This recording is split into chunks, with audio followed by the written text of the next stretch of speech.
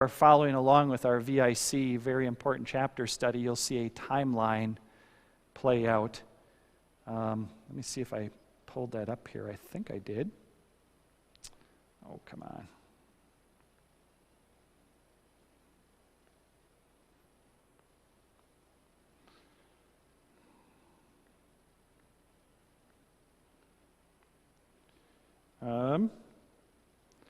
Thought I had it on slide mode. Greg, I don't think I have this on presentation mode. I have it on production mode. Yeah, I just dropped out a slide that I was looking for. Can you reverse it back up?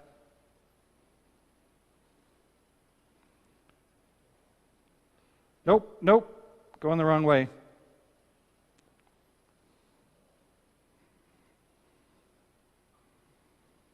All right, there we go. Back up to the Tower of Babel. I have a picture. Someday, if you'd like to see the picture, my niece through marriage has given me the picture. She was serving in Iraq. I don't know if you know the theory behind the Tower of Babel. Some think that happened in that area. And she, I don't know if I should say this online, but she's got in her possession a rock or a brick that has got cuneiform that has been dated back to ancient times. The person who gave it to her believed it was from the Tower of Babel. Crazy. And if you look at it, you'd say, whoa, it does look a little strange. So I've got all kinds of pictures of it. Timeline for biblical history. I know you can't see this, so you'll have to bear with me here. When do we assume God created the heavens and the earth? Approximately 4,000 BC, according to biblical chronology. About 4,000 BC.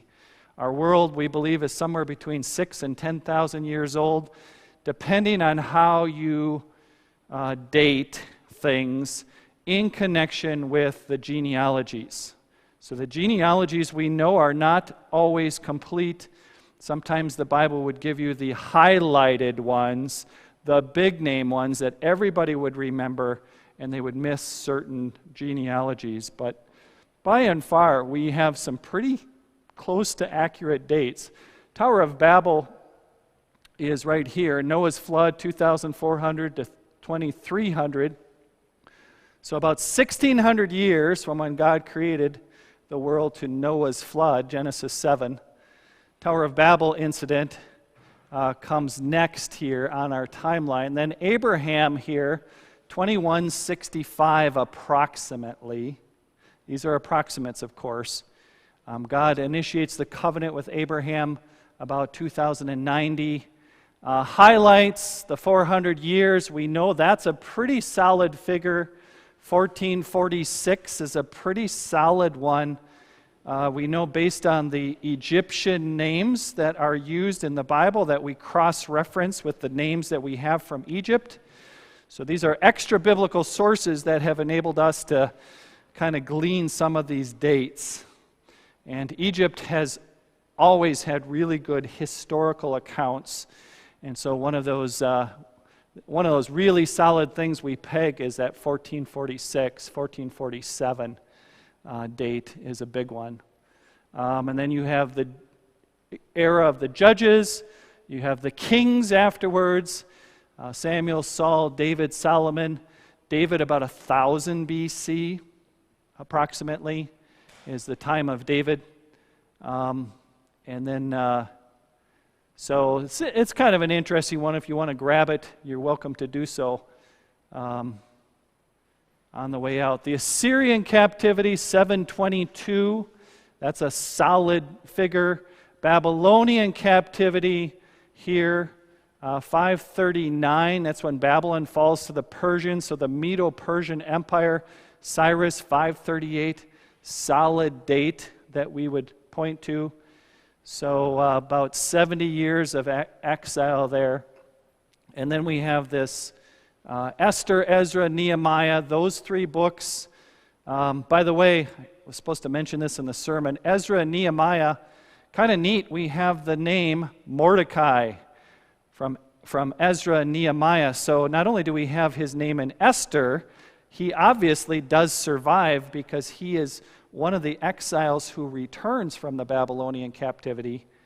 And so he survived Xerxes, and he wound up going back to Jerusalem according to those two books.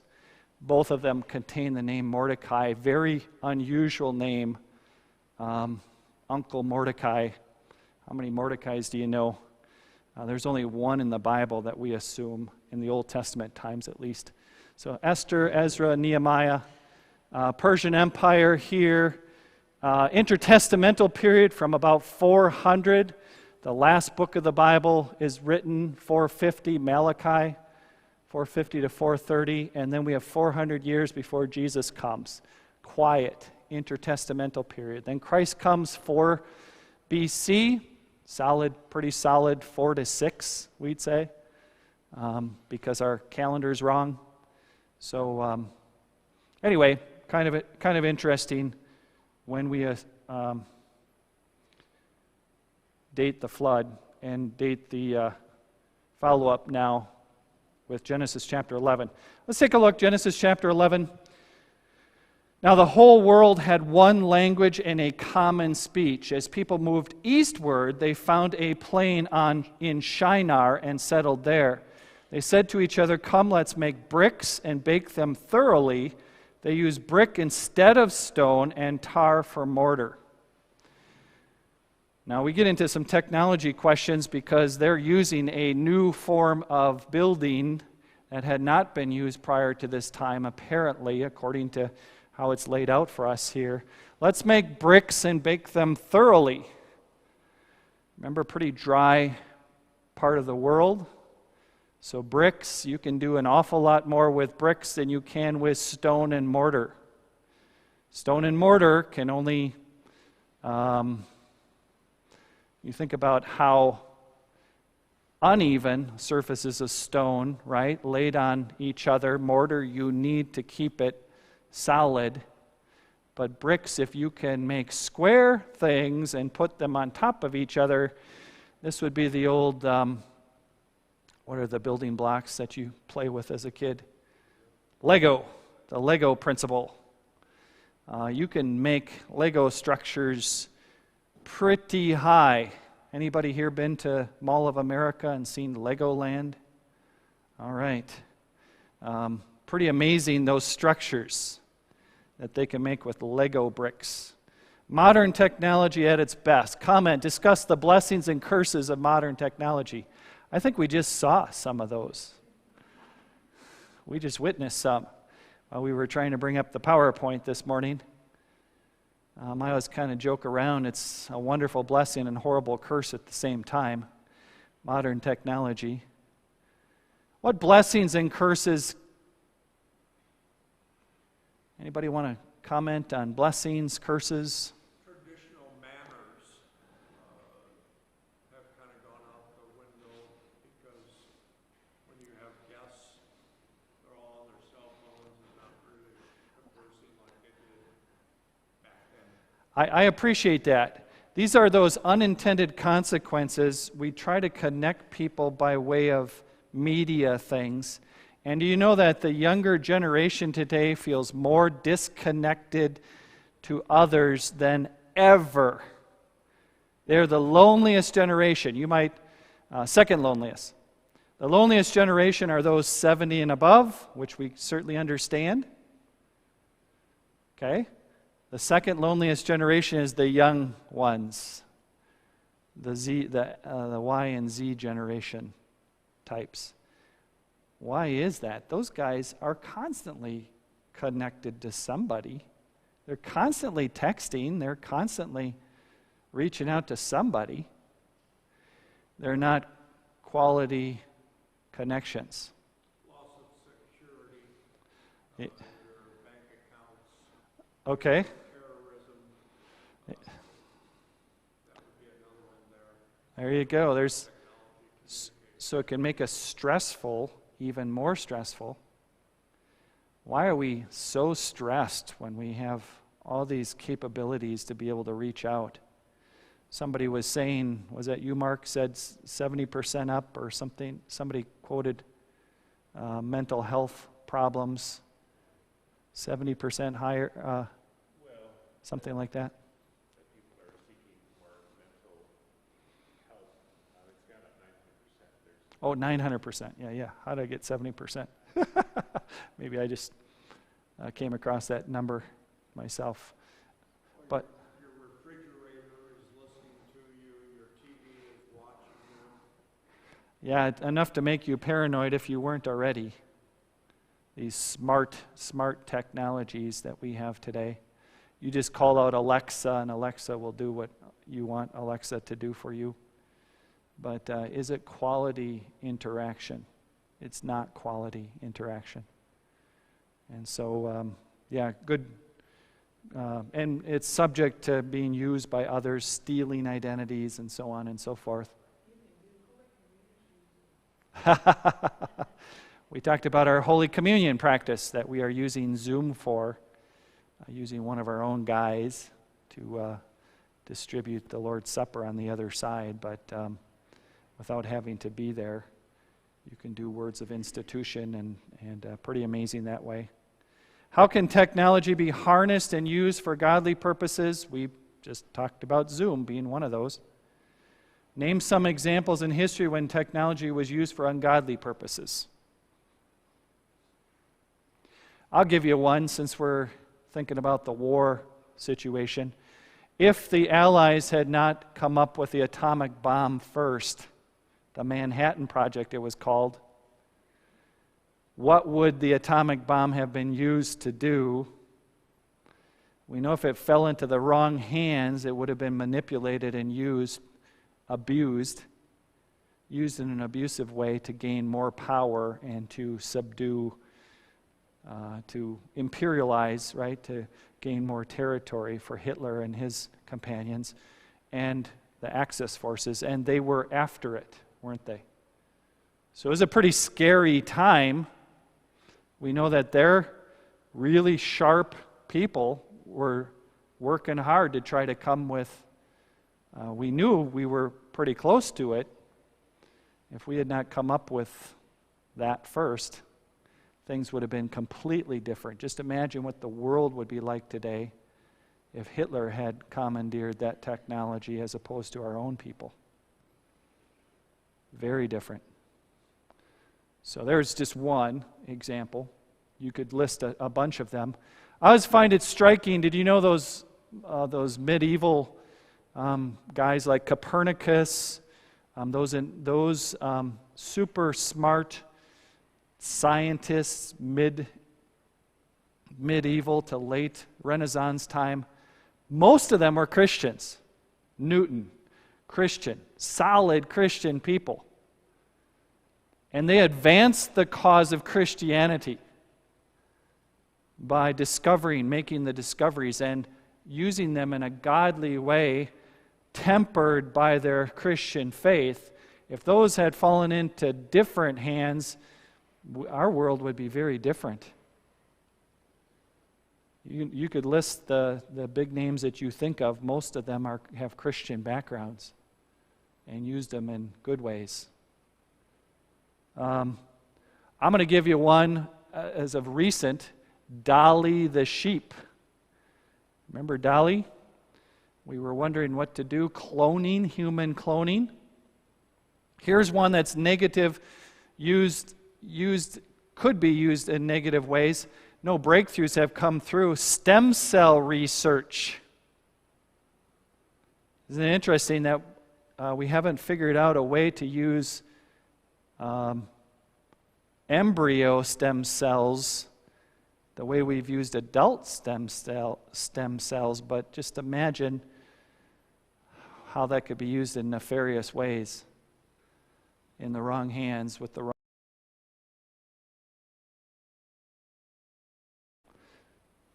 wrong. Any questions on that? Otherwise, we'll move on. Verses 4 and 5. Then they said, the people building the Tower of Babel, "Come, let us build ourselves a city with a tower that reaches to the heavens, so that we may make a name for ourselves. Otherwise, we will be scattered over the face of the whole earth." but the Lord came down to see the city and the tower the people were building. Again, here's one of those anthropomorphisms, attributing human qualities to our God as if God has to come down. Our God is omniscient. Does he have to come down from heaven? This is for us to get the handle on. Question number 1, according to that sheet. Take note of the pronouns in verse 4. What was the motivation of these people? How is that similar to the motivation of Adam and Eve in the Garden of Eden, of people today? How does this differ from what God has in mind? We'll look at that further. Well, let's look at verse 4. Then they said, "Come, let us build ourselves a city with a tower that reaches to the heavens, so that we may make a name for ourselves." We'll just pause there. What's the motivation, motivating factor? Selfish. We use the word humanism today, don't we? Humanism, where human beings are elevated beyond God, and humans are made into their own God. And that's exactly the selfish attitude. Let's do it for ourselves. And the next sentence there, maybe they want to control people. Yeah. They want to keep their power in one centrally located place. Yeah, I think there's something to that. It is a power trip that they're on here. Ego trip. We say go, blame it, passing the blame. There's a book out called The Soul of Shame. It's really a good one. Curtis Thompson is the guy who writes it, but Kurt Thompson makes the point that Adam and Eve were shamed into doing what they did. And he tracks the concept of shame throughout the Bible, the soul of shame, right? What were Adam and Eve led to believe? God doesn't want you to be like him. He doesn't want you to know good and evil. That's the devil's little trick there. You're going to have to take matters into your own hands if you want to be like God, knowing good and evil, and unfortunately they fall for it. And they're filled with shame. And how do we know that? They cover themselves up. Genesis 2, that man and his wife were both naked. They felt no shame, and now they're filled with shame because they've disobeyed God and brought dishonor on themselves and sin on themselves. And so, kind of neat if you look at this from a position perspective. These people are faced inward. They're inward facing. They have to redirect. God is going to get them to not look inward. He's going to get them to look outward. That's that scattering that comes into play. They're not going to be able to rely on themselves. How about today? Come, let us build ourselves a city with a tower that reaches to the heavens, so that we may make a name for ourselves. Do you see any of that attitude today?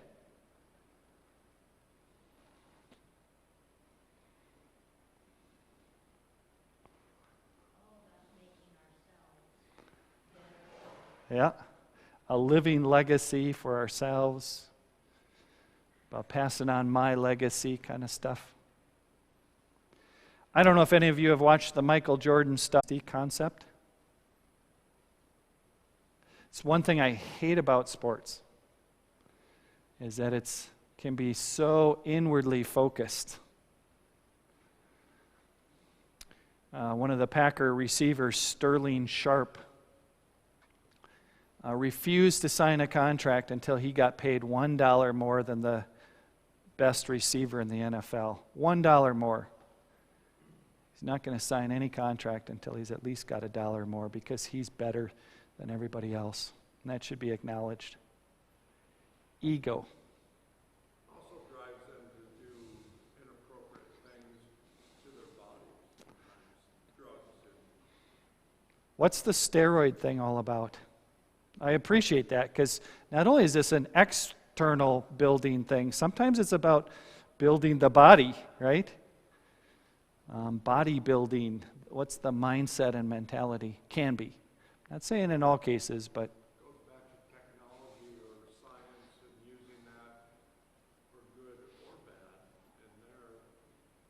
Yeah, I know I go back to this a lot, but in Russia, they were kicked out of the last Olympics, and so they had their own posters of the people that would have gone to the Olympics if they had not been juicing, right? They call it juicing there. All yellow-eyed people, because they had been using the human growth hormone thing.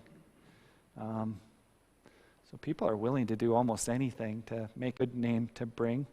Lance Armstrong, who is an atheist, an avowed atheist, who said he overcame cancer, who was caught using stuff, performing enhancing stuff. Yeah, how does this differ from what God has in mind? 1 Corinthians 10:31, so whether you eat or drink or whatever you do, do it all for the glory of God. We as Christians live for a different reason. Not so that our name can outlive us, but so that God's name can be glorified, so that honor can go to God. Very different mindset, very different attitude. It's the John the Baptizer attitude. He must become greater, I must become less. And remember what Jesus said about John, nobody greater than John. So pretty amazing. Moving on. Any questions? Verses 6 to 7 here. The Lord said, if as one people speaking the same language they have begun to do this, then nothing they plan to do will be impossible for them. Come, let us go down and confuse their language so they will not understand each other. This one blows my mind away, the statement that God makes in connection with human capabilities. Nothing they plan to do will be impossible for them if we don't save them from themselves. What are we capable of? 1969, we put a man on the moon. We were in this big race at the time, weren't we? We got a man to the moon. It's kind of striking, don't you think, that we haven't put anybody on the moon for a long time?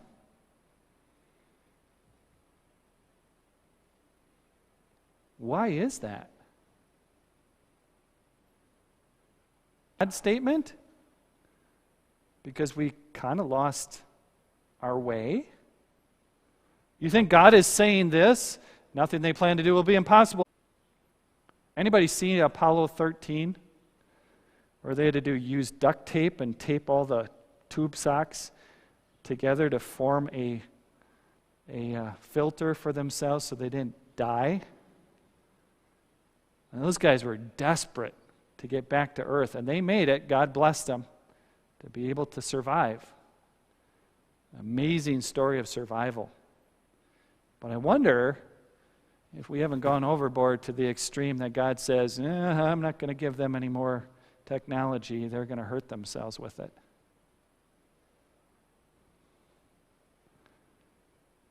He protects us from ourselves because He's a gracious God. How many of your plans that you had didn't succeed, things you had set your hearts on or had put your hopes in, that failed and fell miserably short? I was like the John 10 verse, I am the vine, you are the branches. Is that John 10? No, John 15. I am the vine, you are the branches. The Father trims off those branches that are unproductive. Things I had put my hopes in, and He said, no, I don't want you doing that. I want you over here doing this. I would tell you I wouldn't be a pastor today if God had not steered me in this direction. I don't know what I'd be doing. I might be dead. But He was behind the scenes all along, steering in directions. It wasn't until my vicar year that I figured out I wanted to be a pastor. I just went along with the flow. Played football, thought, I'll play 4 years went out vicaring. That's when I started thinking, this could really work out. This could be a job. We would lose our soul.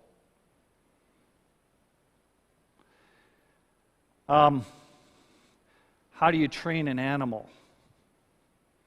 The animal wants to do what the animal wants to do, right? You have to train the animal, and you have to get the animal to comply with your will and your wishes. And sometimes you have to use a shock collar, with the dog. Or a sharp voice. What's that dog going to do if you don't train it? It's out of love. We don't want them to get themselves in trouble, run out in front of traffic.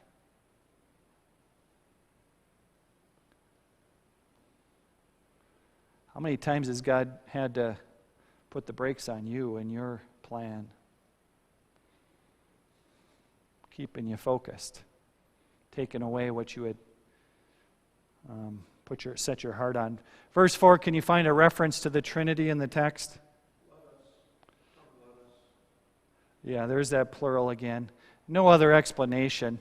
Or is he trying to make it seem like the human would say, come let us? Oh, I got you. Like we would converse with ourselves. Some would call this a majestic plural. That God is so majestic that we use this plural form for him. That's a real stretch, especially when we see the Spirit of God hovering over the waters. I'm going to go back to Genesis chapter 1. And especially when we have the New Testament, John chapter 1, in the beginning was the Word, and the Word was with God. It all fits nicely if you look at the bigger picture of what's happening. So you have to stretch to get this to become that little conversational thing. And that's most often what you'll see with persistent errorists. It's really, in Hebrew, clear as a bell. Not something we'd say, And it would be a suffix on a verb. So, more questions here. Name some of the advantages that people who work together have when they share a common language.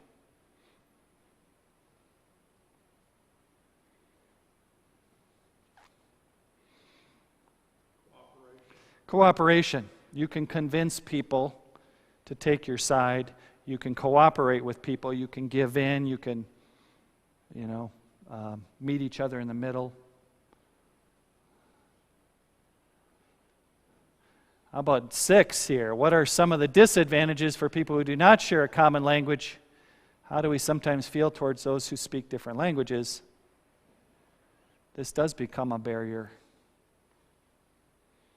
Ever try speaking to somebody who didn't share your language? Google Translate. Sign language. Yeah, that's not even universal though. There's an American sign language, and must be another version of sign language that's out there. So. Here's that xenophobia that comes into play. Xenophobia, we're afraid of the xenophobia, we're afraid of the xenophon, we're afraid of the stranger because they don't talk like we do and they don't think like we do, and different agendas, different reasons for doing what they do. Okay, final couple of verses here. So the Lord scattered them from there over all the earth, and they stopped building the city. That is why it was called Babel, as our Old Testament lesson. But Babel has often been used in connection with Pentecost. Review the events of Pentecost. That's where God does an amazing thing as he brings people together with different languages. Peter is able to preach, Peter and the other disciples, so that everybody can hear it and understand it. All the people that are gathered there, Medes, Elamites, residents of Mesopotamia, Pontus and Asia, Phrygia, Pamphylia, Libya, Cyrene, thanks. These guys all have different languages, but they all hear them speaking the wonders of God in their own language. So has he got 15 different translators up there when he's preaching his Pentecost sermon? Do we see 15 other, individuals who have their own little group in front of them and they're translating what he has said into that language? No.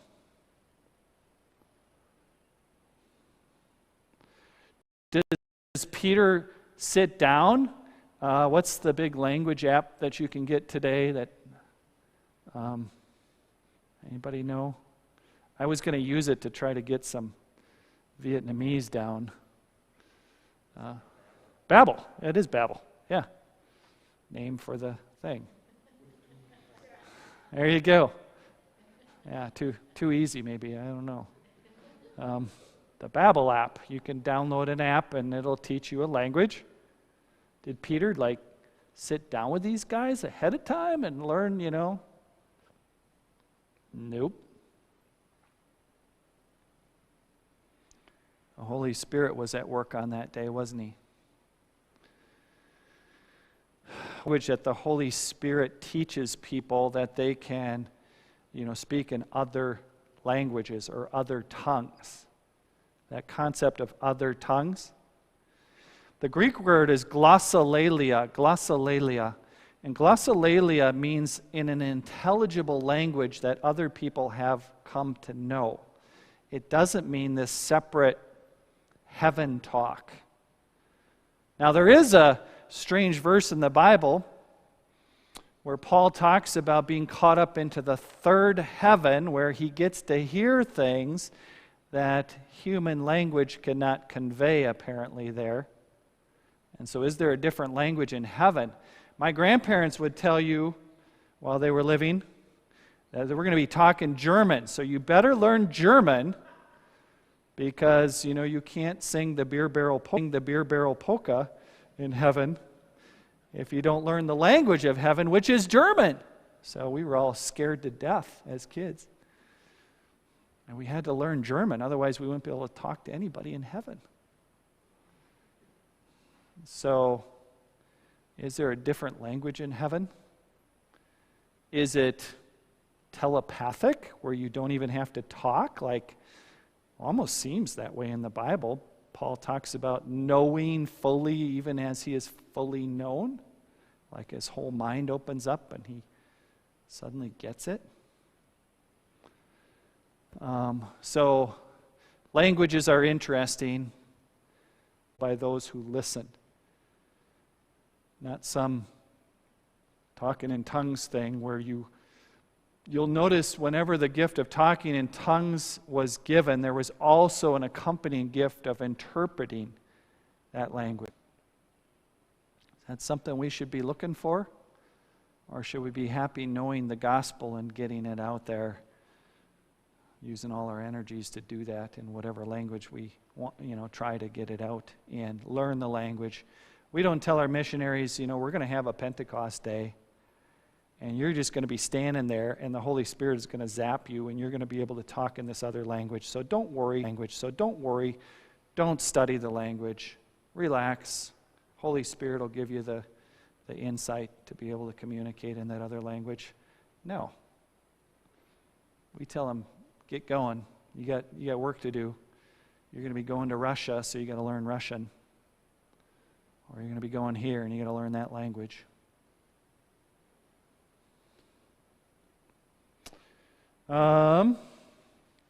Connection between the two stories, Holy Spirit bringing people together or Holy Spirit separating for their own benefit. How do the stories, Pentecost and this one, Babel, show us God's justice as well as should be His mercy?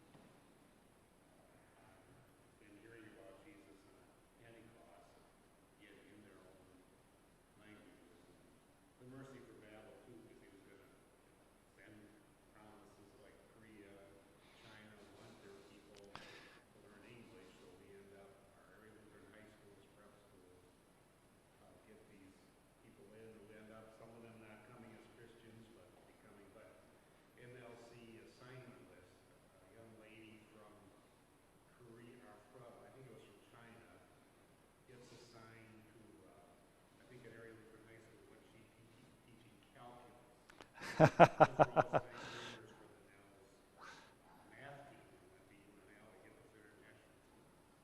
very good. How the Lord has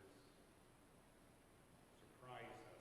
I never thought I'd be teaching kids in Nebraska Lutheran for Yeah, he's used the universal language of English to get people to want to learn the language and has brought the world to us. I've always kind of joked around that that's God saying, you're too slow with this. So because you're not getting out to the ends of the earth, I'm going to bring the ends of the earth to you. And showing us that, crying out loud, 12 time zones away, people coming to this place. Because there's a source there that they need. There's a well. Used to be a neat hymn, There Is a Balm in Gilead. It's kind of neat because that was the only source of that particular healing ointment. And it references the gospel, the healing power of the gospel. It's in limited supply, even though it's not in limited supply. There's only so many places you can go to get it. And shouldn't be that way. Should be everywhere. But practically speaking, we need to get on the stick and make it more, open up little shops, bomb shops everywhere.